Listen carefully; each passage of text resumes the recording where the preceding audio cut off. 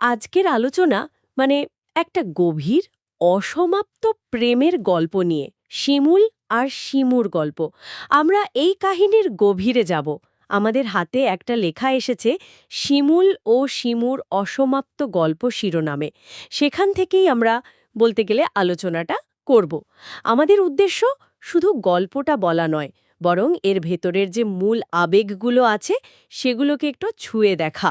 যেমন ধরুন ত্যাগ, গভীর অনুশোচনা, সময়ের স্রোতে টিকে থাকা এক অদ্ভুত আশা, আর হ্যাঁ, সামাজিক চাপের মুখে ভালোবাসার যে একটা জটিল টানাপোড়েন থাকে সেই সব কিছু নিয়ে কথা বলবো। গল্পটার কেন্দ্রে আছে শিমুল, একজন সাংবাদিক। তার জীবনটা মানে আপাত দৃষ্টিতে বেশ গতির। শহরের ব্যস্ততা, কাগজের ডেডলাইন, রাত জেগে লেখালেখি, এইসব। কিন্তু এই যে পেশাগত ছোটাছুটি, এর আড়ালে তার ভেতরে বয়ে চলেছে এক দীর্ঘস্থায়ী ব্যক্তিগত স্রোত, যার উৎস হল শিমু নামের একটি মেয়ে। চলুন এই আবেগঘন জগতের গভীরে একটু ঢোকা যাক।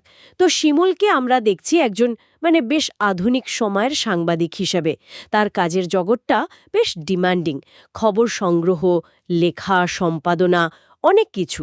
কিন্তু লেখাটা খুব পরিষ্কার করে দিচ্ছে যে এই পেশাগত পরিচয়ের বাইরে তার একটা সম্পূর্ণ অন্য জগৎ আছে, একটা ব্যক্তিগত সত্তা, যা প্রায় পুরোটাই শিমুকে ঘিরে তৈরি। হ্যাঁ, একদম। আর অন্যদিকে যদি দেখি, শিমুর জীবনটা কিন্তু একেবারেই অন্যরকম। গল্পে যেমন বলা হচ্ছে তার বাবা নেই, এই একটা তথ্যই তার জীবনের প্রেক্ষাপট অনেকটা ঠিক করে দেয়। অল্প বয়সে সংসারে দায়িত্ব এসে পড়া, মায়ের মুখের দিকে তাকিয়ে নিজের চাওয়া পাওয়াকে হয়তো দমিয়ে রাখা, এই সব মিলিয়ে সে যেন বয়সের আগেই অনেক বেশি পরিণত হয়ে উঠেছে। আর এই পরিস্থিতির চাপেই সে একটা চূড়ান্ত সিদ্ধান্ত নেয়, যেটা তার নিজের জন্য অত্যন্ত কঠিন ছিল: ভালোবাসার মানুষটির হাত ছেড়ে দেওয়া, কেবল মায়ের মুখে হাসি দেখবে বলে।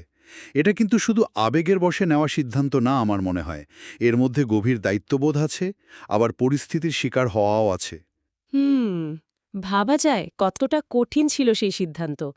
লেখাটাতে বলছে সেই বিদায়ের দিনে শিমু নাকি শিমুলের দিকে তাকিয়ে হাসার চেষ্টা করেছিল। একটা করুণ চেষ্টা হয়তো, যার পেছনে ছিল পাহাড় সমান কান্না। আর শিমুল, সে কি বুঝতে পারেনি? লেখাটা তো ইঙ্গিত দেয় সে ঠিকই টের পেয়েছিল। সেই হাসির আড়ালে থাকা নীরব কষ্টটা, এই মুহূর্তটা যেন একটা ছবির মতো, তাই না? গেঁথে যায় মনে। একদম। এই ধরনের মুহূর্তগুলো, যেখানে কথর চেয়ে নীরবতাই বেশি শক্তিশালী হয়ে ওঠে, সেগুলো কিন্তু খুব গভীর দাগ কেটে যায়। শিমুর ওই হাসির চেষ্টাটা আসলে তার ভেতরের ভাঙুনেরই একটা প্রতিচ্ছবি। সে একদিকে তার ভালোবাসার প্রতি বিশ্বস্ত থাকতে চাইছে, আবার অন্যদিকে পরিবারের প্রতি যে কর্তব্য, সেটাও অস্বীকার করতে পারছে না। এই যে দ্বন্দ্ব, এটাই তার ওই হাসিতে ফুটে উঠেছিল। আর শিমুল সেটা ঠিকই অনুভব করতে পেরেছিল। এটা শুধু একটা দুঃখের মুহূর্ত নয়, এটা একটা জটিল মনস্তাত্ত্বিক টানাপড়েন। আর যন্ত্রণাদায়কও বটে। বিয়ের দিন শিমুল দাঁড়িয়ে আছে শিমুদের বাড়ির উঠোনে। চারপাশে বিয়ের সানাইয়ের সুর, লোকজনের হল্লা, উৎসবের আমেজ। কিন্তু শিমুলের কাছে এসব শব্দ, এই কোলাহল মানে একদম অর্থহীন। তার সব মনোযোগ তখন শিমুর উপস্থিতিতে, বা বলা ভালো তার নীরবতায়। তারপর সেই চূড়ান্ত মুহূর্তটা, যখন গাড়িটা শিমুকে নিয়ে ধীরে ধীরে চোখের আড়াল হয়ে যাচ্ছে। শিমুলের মনে হচ্ছে তার বুকের ভেতরটা কেউ যেন একদম খালি করে দিয়েছে। লেখাটা বলছে ওই শেষবারের দেখা, ওই বিদায় চাহনি, সেটাই তার জীবনের সবচেয়ে তীব্র, সবচেয়ে দীর্ঘস্থায়ী যন্ত্রণা স্মৃতি হয়ে আছে। ঠিক। আর এই মুহূর্তটার প্রভাব যে কতটা গভীর, সেটা বোঝা যায় লেখাটির একটা বিশেষ বাক্য থেকে। বলছে যে এই ব্যথা সময়ের স্রোতেও মুছে যায়নি। এটা কিন্তু সাধারণ দুঃখবোধের চেয়ে বেশ খানিকটা বেশি কিছু। মনস্তাত্ত্বিক দিক থেকে যদি দেখি, এটাকে এক ধরনের কমপ্লিকেটেড গ্রিফ বা অসমাপ্ত শোক বলা যেতে পারে। যখন কোনো সম্পর্ক বা পরিস্থিতি হঠাৎ করে শেষ হয়ে যায়, অপ্রত্যাশিতভাবে, নিজের নিয়ন্ত্রণের বাইরে গিয়ে, তখন সেই শোকটা সহজে মন থেকে যায় না, প্রসেস করা কঠিন হয়। এখানে তো বিচ্ছেদটা শুধু মানসিক নয়, শারীরিকও। শিমুকে চোখের সামনে থেকে বলতে গেলে চিরদিনের মতো চলে যেতে দেখা, এই দৃশ্যটা তার ট্রমাটাকে আরও বাড়িয়ে দিয়েছে। হ্যাঁ, এই সময়ের স্রোতেও মুছে না যাওয়া ব্যাপারটা আসলেই খুব গুরুত্বপূর্ণ। সময় তো অনেক কিছুই ভুলিয়ে দেয়, কিন্তু কিছু ক্ষত বোধহয় আরও গভীর হয়। শিমুলের ক্ষেত্রেও ঠিক তাই হয়েছে। বিয়ের পরের দিনগুলো তার কেটেছে গভীর একাকিত্বে। উৎস থেকে যেমনটা জানতে পারি, রাতের পর রাত সে হয়তো ঘরের আলো নিভিয়ে বসে থাকত, হাতে মোবাইল ফোন, স্ক্রল করে যেত পুরনো মেসেজগুলো, বারবার পড়ত শিমুর পাঠানো ওই দুটো শব্দ, ভালো থেকো। ওই দুটো শব্দ ভালো থেকো, কত সাধারণ কথা, তাই না? কিন্তু শিমুলের কাছে এর ওজন ছিল অনেক বেশি।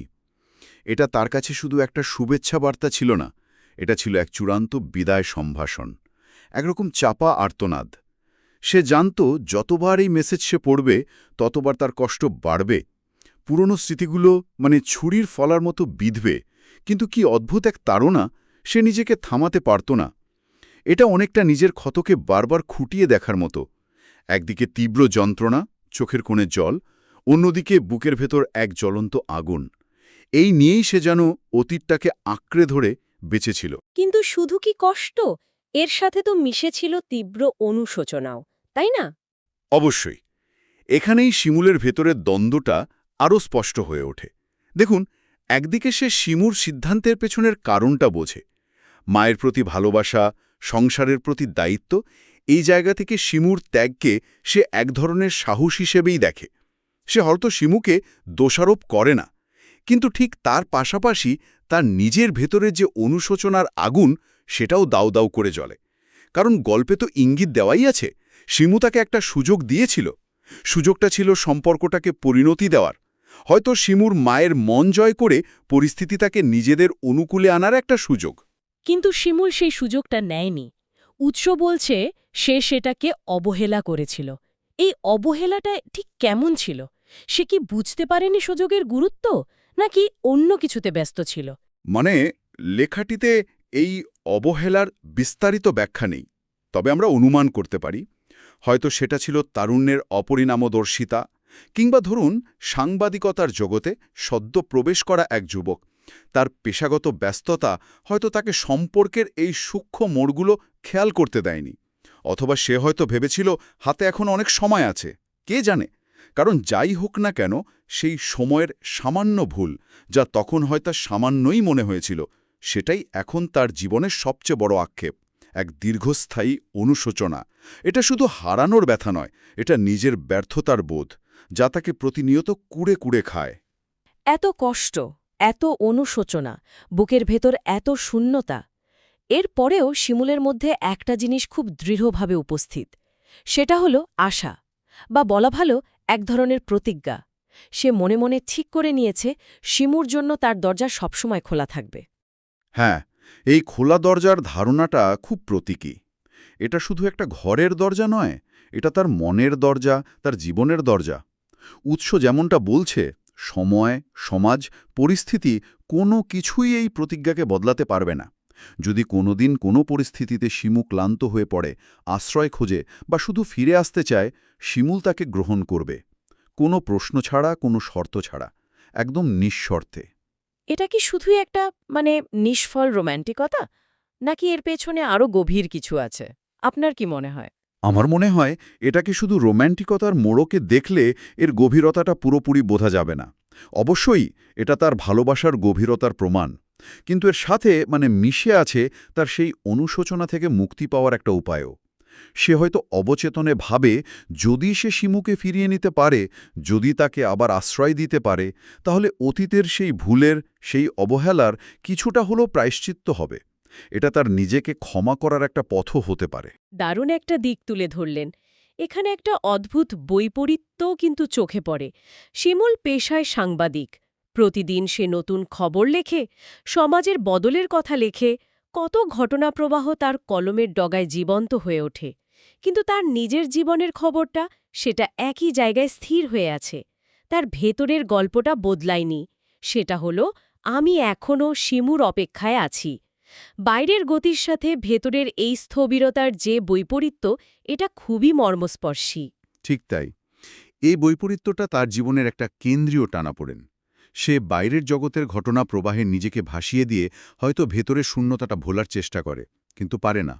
তার লেখা হয়তো হাজারো মানুষের কাছে পৌঁছায়, কিন্তু তার নিজের যে না বলা কথাটা, তার অপেক্ষার খবরটা, সেটা একান্তই তার ব্যক্তিগত, নীরব।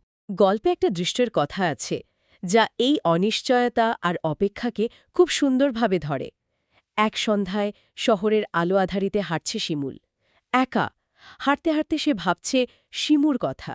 কি করছে সে এখন, কেমন আছে? উৎসব বলছে, সে ভাবে শিমু হয়তো নতুন সংসারে সুখী, হয়তো তার জীবনে নতুন কেউ এসেছে, নতুন ভালোবাসা। আবার পরক্ষণেই তার মনে হয় এমনও তো হতে পারে, শিমুরও হয়তো ফেলে আসা দিনের কথা মনে পড়ে, হয়তো তারও কষ্ট হয়। কোনো কিছুই সে জানে না। এই না জানাটাই হয়তো সবচেয়ে কঠিন। যদি সে নিশ্চিতভাবে জানত যে শিমু সুখী, তাহলেও হয়তো একটা সমাপ্তি টানা যেত মনে মনে। আবার যদি জানত যে শিমু অসুখী, তাহলে হয়তো তার আশাটা আরও দৃঢ়ভিত্তি পেত। কিন্তু এই যে দোদুল্যমান অবস্থা, এই অনিশ্চয়তা, এটাই তার অপেক্ষাকে দীর্ঘায়িত করে, আর কষ্টটাকেও। শুধু যা আছে তা হলো এই অপেক্ষা। আর সেই অপেক্ষার মধ্যে লেখকের ভাষায় এক ভাঙা মানুষের অদম্য ধৈর্য। এই অদম্য ধৈর্য শব্দবন্ধটা আসলেই খুব শক্তিশালী। একজন মানুষ ভেতরে ভেতরে ভেঙে যাচ্ছে, কিন্তু বাইরে থেকে সে ধৈর্য ধরে রেখেছে। কিসের জোরে? হয়তো এই নীরব আশার জোরেই। দেখুন, গল্পটা কিন্তু হতাশায় শেষ হচ্ছে না। এখানে কোনো কান্নাকাটি বা অভিযোগ নেই, বরং একটা শান্ত নীরব আশা জিয়ে রাখা হয়েছে। লেখক এখানে একটা সূক্ষ্ম কিন্তু গুরুত্বপূর্ণ ভাবনা সামনে আনছেন। ভালোবাসা জোর করে পাওয়া যায় না, কাউকে জোর করে ধরেও রাখা যায় না। কিন্তু যে ভালোবাসা একবার ভেঙে গেছে, সেটা হয়তো সময়ের সাথে সাথে, পরিস্থিতির বদলের সাথে সাথে আবার মেরামত করা সম্ভব হতেও পারে। এই হতে পারের সম্ভাবনাটুকুই, এই ক্ষীণ আশার আলোটুকুই হয়তো শিমুলকে প্রতিদিন বাঁচিয়ে রাখে, তার ধৈর্যকে অদম্য করে তোলে। তার অপেক্ষাটা হয়তো অর্থহীন নয়, এই বিশ্বাসটাই তার চালিকা শক্তি। তাহলে এই যে আমরা শিমুল আর শিমুর আর অসমাপ্ত গল্পটা নিয়ে এতক্ষণ ধরে কথা বললাম, এর নির্যাসটা কি দাঁড়ালো? আমরা দেখলাম ত্যাগ, যা একজনের জীবনকে একদিকে চালিত করেছে। দেখলাম দীর্ঘস্থায়ী কষ্ট আর অনুশোচনা, যা অন্যজনের জীবনের বলতে গেলে ধ্রুব তারা হয়ে রয়েছে। আর দেখলাম শত অনিশ্চয়তার মাঝেও টিকে থাকা এক অটল, নীরব আশা।